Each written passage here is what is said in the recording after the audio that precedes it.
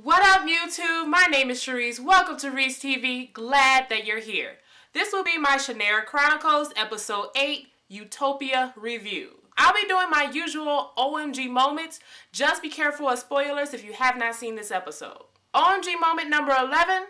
Allanon shows Bandon his scar and tells Bandon that he is a druid. It turns out that Bandon gave Allanon the scar when he was possessed by the Dagdamoor. And as suspected, Bandon is a druid. I know that many of you wanted another character to be introduced, but this was a smart move on the showrunner's part. With only 2 episodes left, it would have been hard to introduce another character and still have a good story. OMG moment number 10, Wil's feelings for Amberle is his reason for the mission. Will confesses his feelings for Amberle after she apologizes to him for the kiss at PyCon. She becomes all hot and bothered and forgets completely that they were there to rest and eat. But my question is he really only into Amberle? Later in this episode, when he sees Eretria with Ty, he looks a little bit jealous.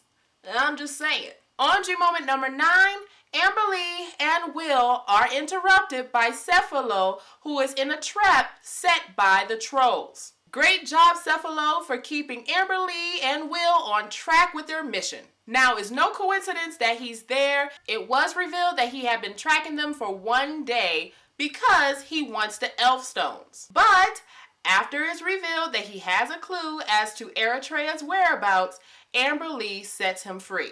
OMG moment number 8. The Utopians watch Star Trek. They believe that Star Trek is true and that Spock is an elf. Earlier in this episode, Ty mentions the great accomplishments of man. Though what he mentioned was true, I found his resources hilarious. Also, in seeing his resources, I don't believe that the settlement's name is an actual coincidence. I believe that it's also a nod to Star Trek. More specifically, the Star Trek Utopian Society. In paraphrasing the Star Trek Utopian Society, it's a society where money is no longer needed and man can focus on bettering themselves. OMG moment number 7, Cephalo steals the pouch that the elf stones were in.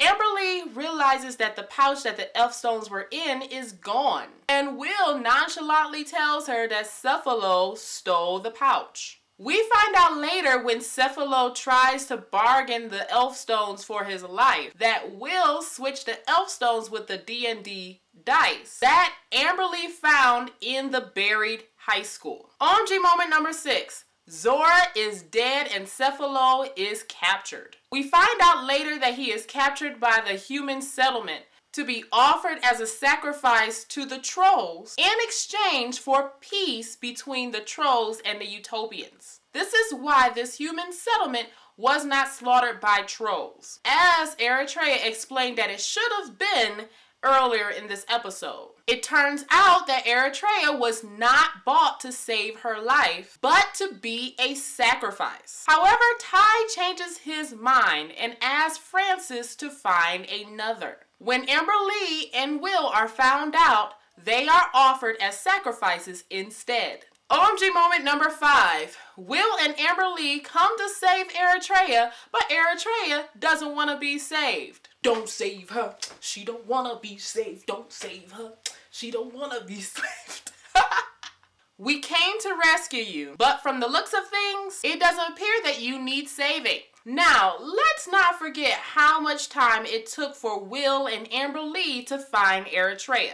Earlier in this episode, according to Amberle, it was a month since they found the last track. Other than that information, we really don't know how much time has passed since last week's episode. For all we know, this could be a Han Solo rescue. Wil should be happy that she is not dead.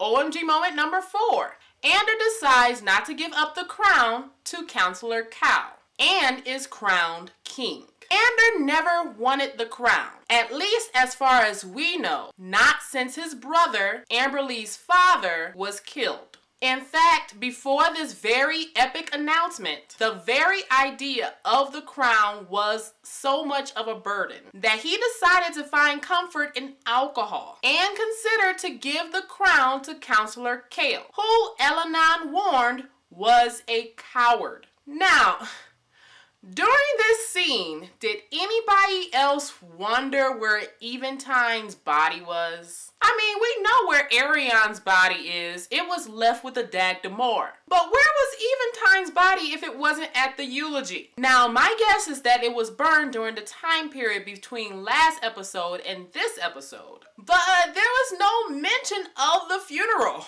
At least there could have been a mention of his funeral. OMG moment number 3. And I hope that I'm saying his name right. Hubble, you know, the man with the melted face, tells Eretria not to trust Ty, and that her friends are in danger, and that her body is the vessel, and that her blood is the key. Now, Shannara doesn't go into detail as to why he knew about Eretria and her mission. My guess that it had something to do with him being the only one of Ty's 3 scouts to come back from Safehold. OMG moment number 2. Wil cannot find the Elfstones in time and Eretria saves the day. Okay. We know that Eretria is a badass, but her badassery with a gun could rival Rey's use of a lightsaber in The Force Awakens. Yes, she had some practice in the Utopian shooting range. But shooting in the heat of battle is very different from shooting wooden poles. At least Rey had the Force to explain her skills. But Eretria doesn't really have an excuse, other than convenient plot twists are convenient. Or maybe what Hubble revealed about Eretria also has something to do with her skills. That gives her some kind of Force-like ability. OMG moment number 1. Cephalo goes out like a hero, but still has the aim of a stormtrooper. He was shot and dying. He had nothing else to lose. But before his sacrifice, he apologized to Eretria for everything that he did to her. Don't you just love it when the scumbag steals your heart? I actually felt for him more than I felt for Ariane. That's horrible. Okay, so final thoughts. Overall, this episode was good, but it brushed off a lot of things, like Deanna's reaction to Prince Ariane's death, how Hubble knew about Eretria, and where Eventine's body is. For what I believe was time restraints. I can't help but feel like episode 6 was to blame. If we didn't have that useless Amberle and Eretria bath scene, then there would have been more time for substance. And speaking of episode 6, Amberle's conflict about the elves' dark past is actually getting on my nerves. The only time that she was told about the elves' dark past was in episode 6, and that was from Ramos, the guy who tortured her. And even with that information, she still doesn't know enough to create doubt. I really wish that Shannara did the same thing with the elves' dark past canon that they did with Eretria's bisexual canon, and give it more substance to justify Amberle's doubt. And that's my review. Tell me, what did you think about this episode?